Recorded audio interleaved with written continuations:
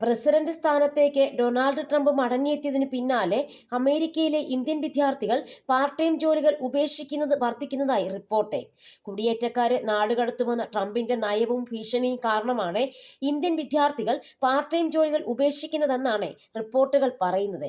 Part time ജോലി ചെയ്യുന്നിടങ്ങളിലെ പോലീസിന്റെയും മറ്റ് അധികൃതരുടെയും പരിശോധനകൾ വർദ്ധിച്ചതാണ് സ്ഥിതി സങ്കീർണമാക്കിയത്. യൂണിഫോമിലുള്ള ഉദ്യോഗസ്ഥർ പരിശോധനയ്ക്കെത്തിയാൽ പിന്നെ ദിവസങ്ങളോളം അതിനു പിന്നാലെ നടക്കേണ്ടി വരുന്ന സാഹചര്യമാണ് നിലവിലുള്ളതെന്നാണ് വ്യക്തമാകുന്നത്. ഇത് പാർട്ട് ടൈം ജോലി ചെയ്യുന്ന അമേരിക്കയിലെ ഇന്ത്യൻ വിദ്യാർത്ഥികളെ സംബന്ധിച്ചിടത്തോളം വലിയ ബുദ്ധിമുട്ടാണ് സൃഷ്ടിക്കുന്നത്.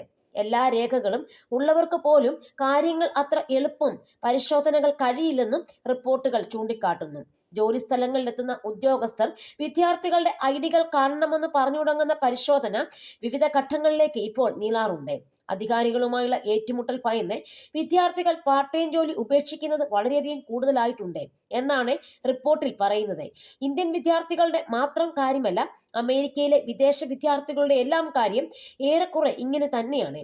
പൊതുവിൽ അമേരിക്കയിലെ പാർട്ട് ടൈം ജോലി ചെയ്യുന്ന വിദ്യാർത്ഥികളെയെല്ലാം ട്രംപിന്റെ നാടുകടത്തൽ ഭീഷണി ബാധിച്ചിട്ടുണ്ടെന്ന് സാരം.